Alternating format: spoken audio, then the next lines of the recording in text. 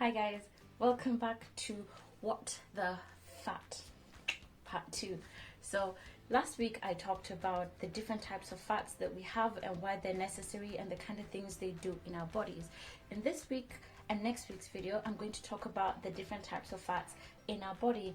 And today I'm going to talk about the bad and the potentially deadly fats that we have. So let's continue talking about you and your fats.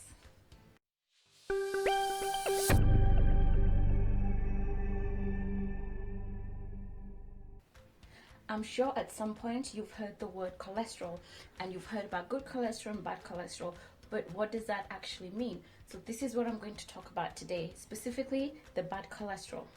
So in last week's video, I talked about one of the main characteristics that fats have is that they can't swim, they don't like water, they can't travel across water. Well, the main way that a lot of things get around in our body is through our water, our bloodstream. So fats just can't travel around our bloodstream on their own, and this is where cholesterol comes in. For different types of fats and lipids to get to the different parts of our bodies, they basically need some sort of transport, or what I've decided to call it, a fat ferry. And this is what cholesterol is. It's a fat ferry, it's a transport that helps get all these lipids and all these fats from our food to the different parts of our bodies. And there are different types of fat ferries. And to kind of understand how they work, let's start from when you eat something that has some fat in it. So let's say you have a nice cheesy slice of pizza. When you eat it, it goes to your stomach, it goes to your small intestine where it's absorbed. So for it to come from your intestines into your bloodstream, it needs something to carry it across. And this specific fat ferry or transport is called a Kylomicron. So this is specifically to take all the lipids and fats from your intestines to the bloodstream. So here they can be used for lots of different things, like I talked about last week, like for energy or different chemical reactions. And they can also be stored as fat. If there's any extra lipids or fats left, it then gets taken into your liver. So your liver is very important in the metabolism, which is basically the breaking down and using of fats. So when in the liver, it can be used for lots of different things, and one of them is storage. So your liver is good at storing all this extra fat. And this is where things like fatty liver comes from, because it can store this fat around itself. Another thing that it does is it takes this fat and puts it into bile, which is stored in your gallbladder. Bile is very important in our digestion. When we eat certain foods, the gallbladder releases this bile and it helps absorb the food that we've just eaten. The liver makes something called as LDL, or low density lipid.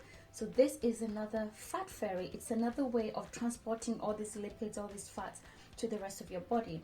Different parts of your body might need all these different lipids to do all the different things that it does. So it needs to get out into the bloodstream, but it can only do this using LDL.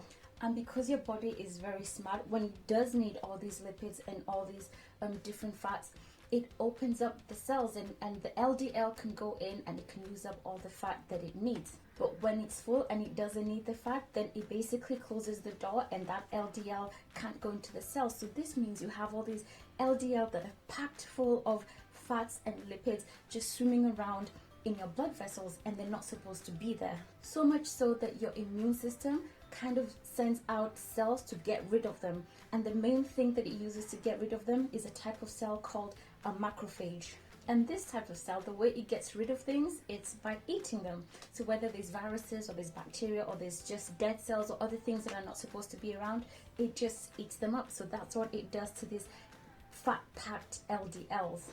But unlike us, macrophages don't know when to stop when they get hungry, so it just keeps eating them until they become engorged with all these lipids and all these fats, until it becomes a different type of cell known as a foam cell. The problem with foam cells is that they like to dig into our blood vessel walls. They like to get inside your blood vessel walls and just chill there. And if there's enough LDL in your body and there's enough macrophages eating them, that means you're getting a lot of foam cells, and they just go and form something in your blood vessels known as a fatty streak.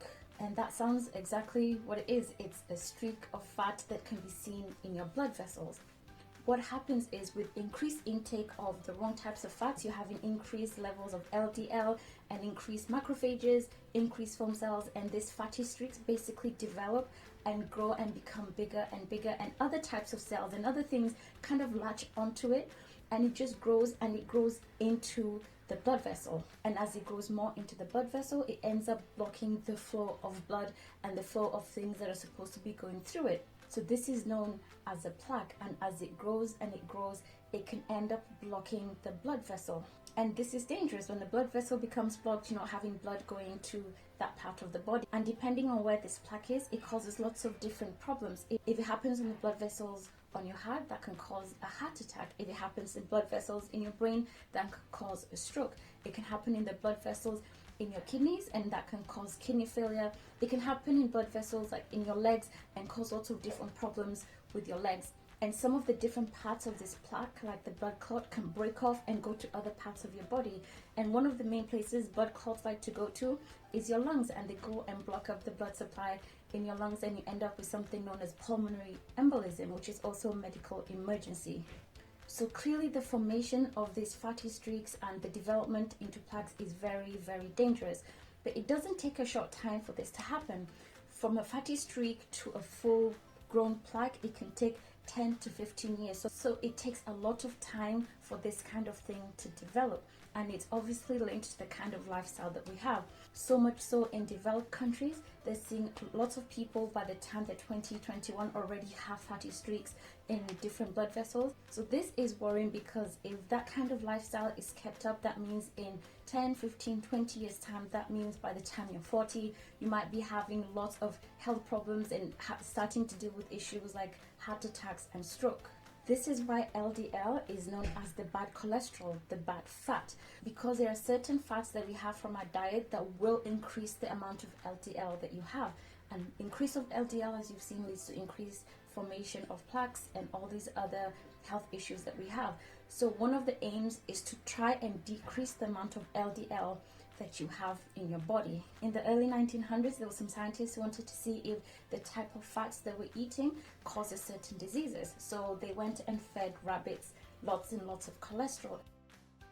And the rabbits that were fed lots and lots of cholesterol, they started to see that they were having this plaque formation in the blood vessels. So there is a very direct link to the kind of foods that we eat and the type of cholesterol that we have in our bodies. Like I talked about last week, we do need fats, we do need all these different things in our bodies, and we do need LDL for lots of different functions, but it's when we have too much and over a long period of times that it becomes dangerous.